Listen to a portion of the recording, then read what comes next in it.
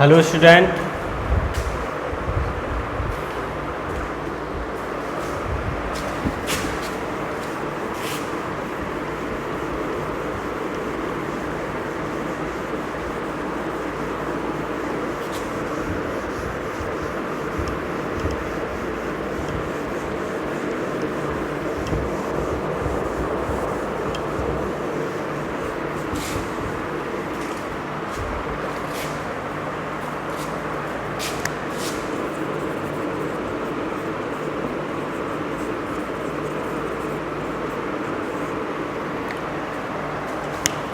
तो अभी तक के जो वीडियोज हो गए थे उनमें हमने आपको मानव के नर जनन अंगों के बारे में बताया था, ठीक, कि नर में जनन अंग कौन कौन से होते हैं।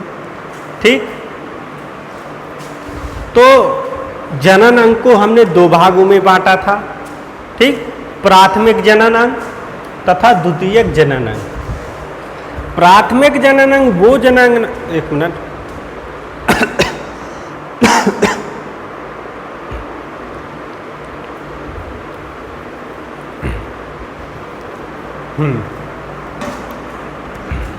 प्राथमिक जनन अंग और द्वितीयक जनन अंग। ठीक, तो प्राथमिक जनन अंग क्या था? वृषण। और द्वितीयक जनन अंग में जो ग्रंथियां होती हैं या जनन में सहायक जो भी अंग होते हैं वो द्वितीयक सहायक अंग में रखे गए थे। ठीक, तो जो हमने नर जनन अंग थे उनके बारे में विस्तार से पढ़ा था। अब हम आगे के टॉपिक में जो मादा जनन अंग होते हैं उनके बारे में विस्तार से पढ़ेंगे कि मादा में मुख्य जनन अंग कौन कौन होते हैं।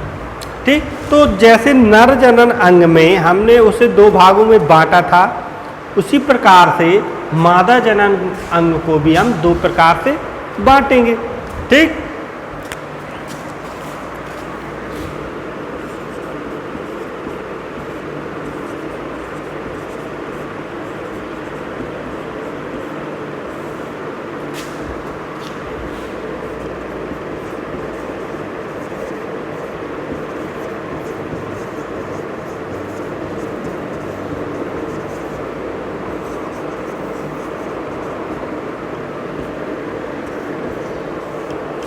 ठीक, तो दो भागों में, जैसे हमने नर जनन अंग को दो भागों में बांटा था वैसे ही मादा जनन अंग को भी दो भागों में बांटेंगे।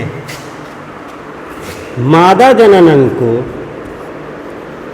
तुमको लिख लेना है इसके नीचे थोड़ा सा। मादा जनन अंग को दो भागों में बांटा गया है। नंबर एक, प्राथमिक जनन अंग। एक मिनट, इधर से लिखेंगे, इधर क्योंकि हमको मादा जनन अंग का जो चित्र है वो बनाना है। प्राथमिक जनन अंग,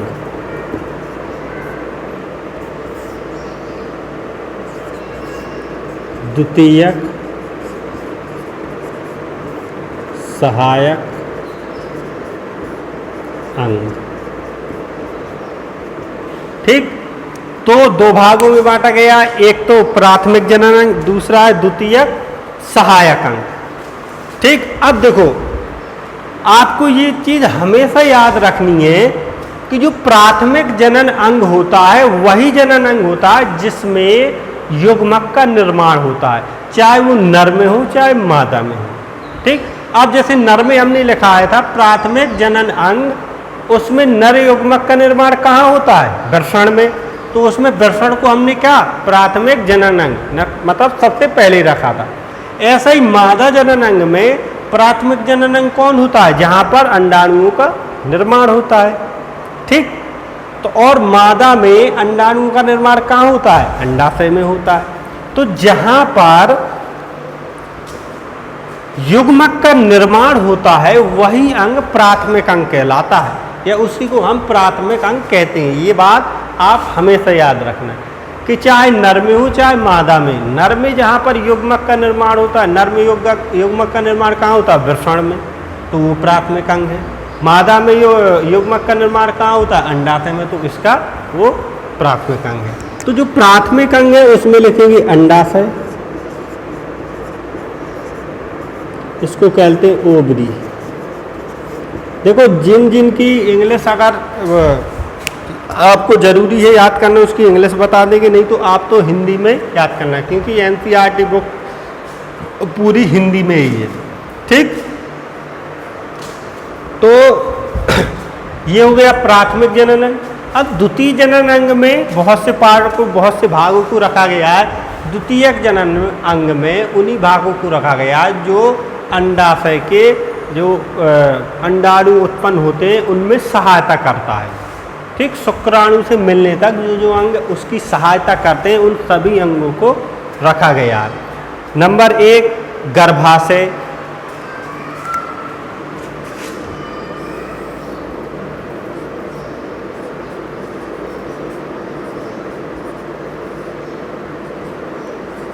एक जोड़ी अंडवाहिनी। एक मिनट, एक चीज और हमेशा याद रखना, और ये जो अंडाशय होता है वो जोड़े में पाए जाते हैं, मतलब 2 अंडाशय होते हैं। ठीक, और ये जोड़े में पाए जाते हैं। ठीक, तो इसमें लिख लेंगे हम एक जोड़ी,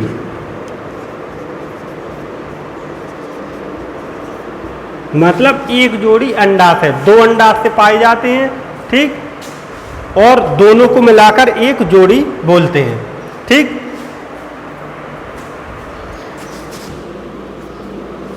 एक जोड़ी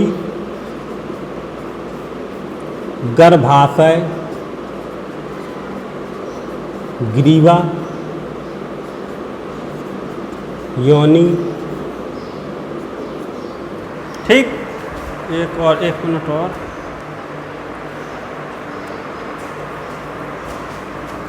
वाह जनेन्द्रिय।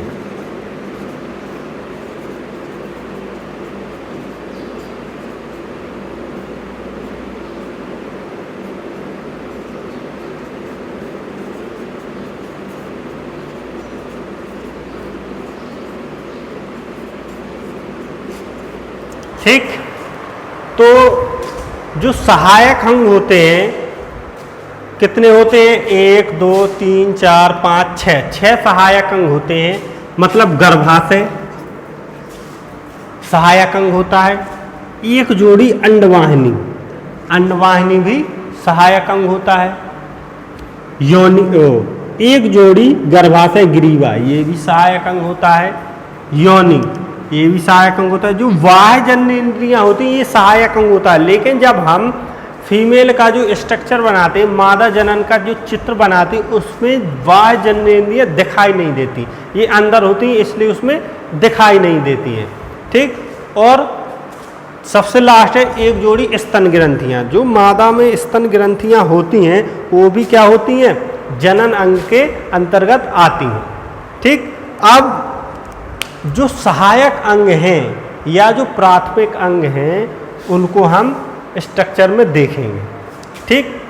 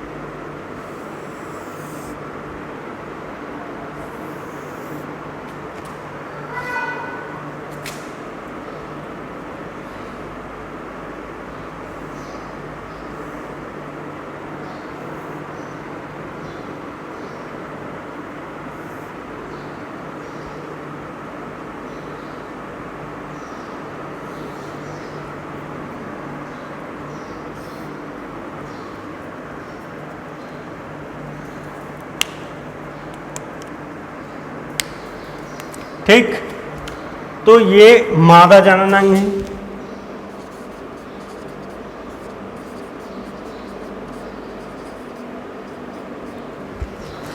ठीक, तो सबसे पहले देखेंगे अंडाशय।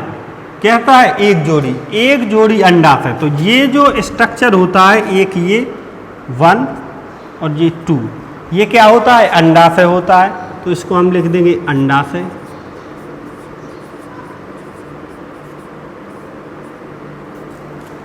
ठीक, एक जोड़ी होता है, मतलब जोड़े में होता है, पेयर में होता है, तो एक जोड़ी अंडाशय। दूसरा, एक जोड़ी अंडवाहिनी। अंडवाहिनी का मतलब होता है जो अंडाणुओं को ले जाती है।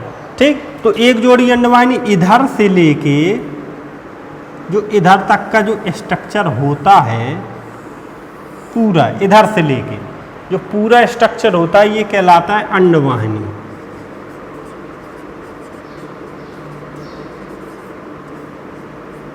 अंडवाहिनी मतलब अंडाणुओं को क्या ले जाता है।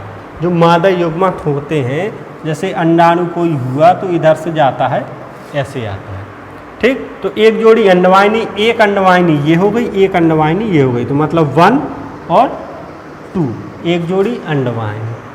ठीक, अब तीसरा है एक जोड़ी गर्भाशय ग्रीवा। गर्भाशय ग्रीवा, तो ये गर्भाशय ग्रीवा होती, एक ये और एक ये, मतलब 2। तो एक जोड़ी गर्भाशय ग्रीवा, गर्भाशय ग्रीवा। ठीक, योनि। ठीक, अभी हमने पहला नहीं लिखा, गर्भाशय ये नहीं लिखा, तो इसको बोलते हैं गर्भाशय, बीज में होता है। ठीक, अब नीचे आया वाह्यजन्य। वाह्यजन्येंद्रियां क्या होती है? ये स्ट्रक्चर दिखाई नहीं देता है, इसलिए इसको नहीं लिखेंगे। अब योनि, ये होती है योनि, सबसे नीचे का भाग होता है योनि। ठीक, और एक जोड़ी स्तन ग्रंथियां, इसको भी नहीं लिखेंगे क्योंकि स्तन ग्रंथियां ऊपर पाई जाती हैं। ठीक, तो हमने सभी के बारे में लिख दिया है, 1 2 3 4 5। ठीक, और स्तन ग्रंथियां लिखी नहीं है। तो 1 मिनट, 1 2 3 4, ठीक, 5। ये जो होता है ये मादा जननांग होता है। मादा जननांग में इतने ही पार्ट में डिवाइड किया गया है।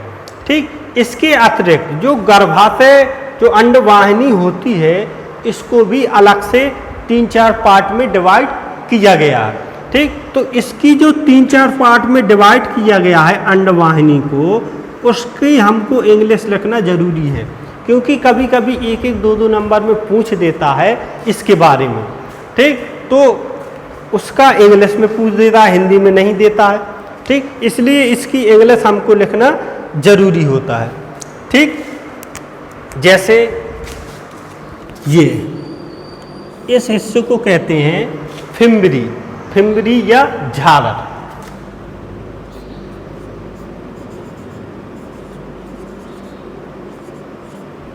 फिम्बरी या झालर मतलब जो उंगलियों के जैसा हिस्सा होता है, इसे हम फिम्बरी या झालर कहते हैं।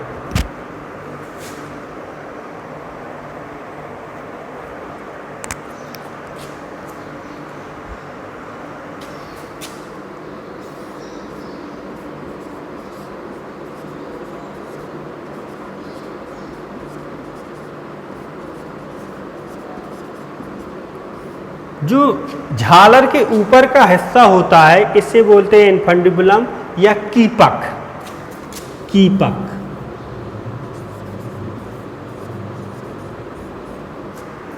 ठीक, इन्फंडिबुलम या कीपक।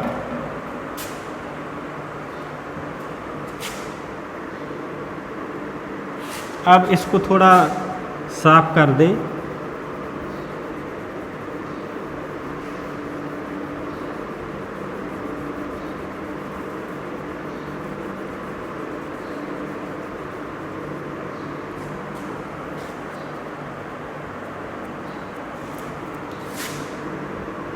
इसे बोलते हैं एम्पुला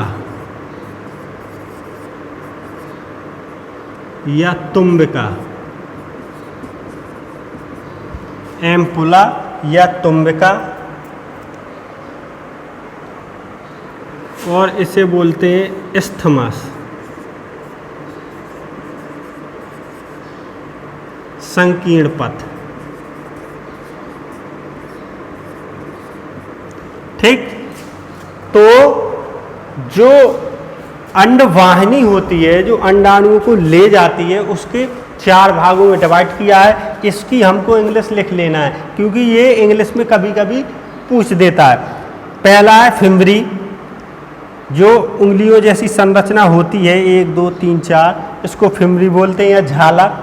ठीक, इसके जो पीछे का हिस्सा होता है इन्फंडिबुलम बोलते हैं, कीपक, कीप के समान होता है, तो इसको इन्फंडिबुलम बोलते हैं। इसके जो आगे चलकर जो घुमावदार तुम्बिका बोलते हैं, इसको एम्फुला, और इसके और आगे वाले हिस्से को इस्थमस बोलते हैं। ठीक, ये 4 भागों में पूरी अंडवाहिनी को डिवाइड किया गया है। ठीक,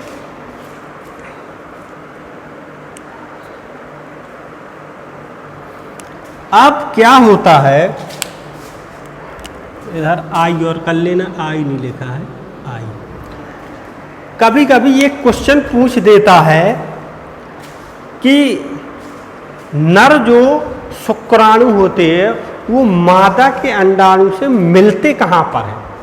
मतलब नर क्या होता है, नर के जो वीर होता है उत्सर्ग होता है मादा की योनि में।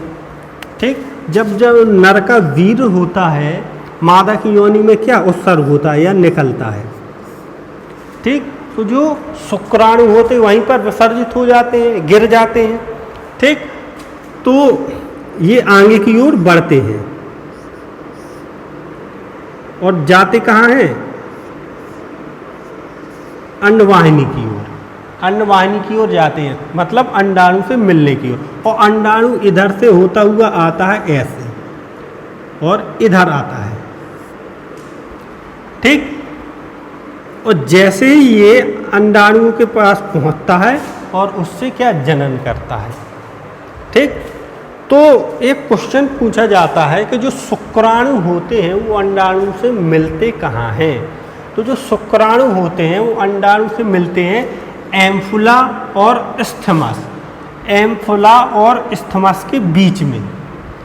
ठीक, कहाँ पर, एम्फुला, एम्फुला का हिस्सा कितना होता है, मान लो इधर से इधर तक, इस्थमस का हिस्सा इधर से इधर तक, तो मतलब एम्फुला और इस्थमस के बीच में मिलते हैं। इसे बोलते हैं एम्फुला इस्थमस जंक्शन। ठीक, तो आप लिख सकते हैं कि शुक्राणु अंडाणु से मिलने के स्थान को, मतलब शुक्राणु के अंडाणु से मिलने के स्थान को एम्फुला इस्थमस जंक्शन कहते हैं। क्या कहते हैं,